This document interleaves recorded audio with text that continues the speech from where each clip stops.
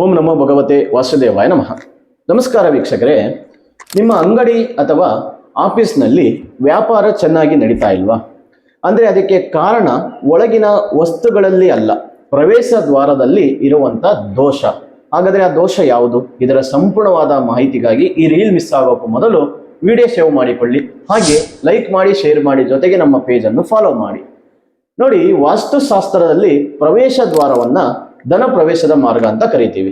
ಗ್ರಾಹಕರು ಒಳಗೆ ಬರೋದು ಈ ದ್ವಾರದಿಂದಲೇ. ಅದೇ ಜಾಗದಲ್ಲಿ ದೋಷ ಇದ್ದರೆ ವ್ಯಾಪಾರದಲ್ಲಿ ಒಂದಿಷ್ಟು ನಿಲ್ಲಿಕೆ ಬರುವಂತ ಸಾಧ್ಯತೆಗಳಿರುತ್ತೆ. ವ್ಯಾಪಾರದಲ್ಲಿ ನಷ್ಟಗಳು ಉಂಟಾಗುವಂಥದ್ದು, ಗ್ರಾಹಕರು ಬರದೇ ಇರುವಂಥದ್ದು, ಈ ರೀತಿ ಸಮಸ್ಯೆಗಳು ಕಂಡು ಬರುತ್ತೆ.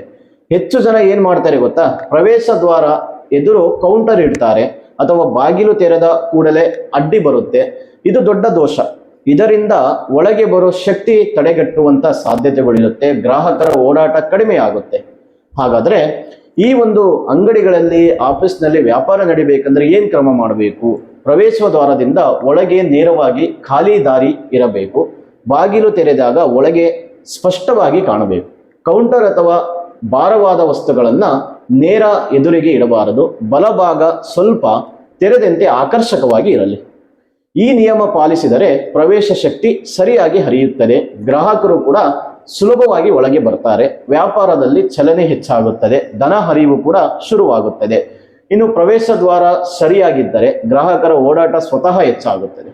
ಅಡ್ಡಿ ತೆಗೆದು ಸರಿಪಡಿಸಿ ನೋಡಿ, ವ್ಯಾಪಾರದಲ್ಲಿ ಲಾಭ ಸ್ಪಷ್ಟವಾಗಿ ಕಾಣಿಸುತ್ತದೆ. ಇನ್ನು ವೀಕ್ಷಕರೇ, ಇದರ ಬಗ್ಗೆ ಇನ್ನಷ್ಟು ಹೆಚ್ಚಿನ ಮಾಹಿತಿ ಬೇಕಾದಲ್ಲಿ, ವೈಯಕ್ತಿಕ ಜಾತಕದ ಪರಿಶೀಲನೆ ಬೇಕಾದಲ್ಲಿ ಈ ಕೆಳಗೆ ಕಾಣುತ್ತಿರುವ ಸಂಖ್ಯೆಗೆ ಕರೆ ಮಾಡಿ ನಿಮ್ಮ ಅಪಾಯಿಂಟ್ಮೆಂಟ್ ಬುಕ್ ಮಾಡಿಕೊಳ್ಳಿ. ನಮಸ್ಕಾರ.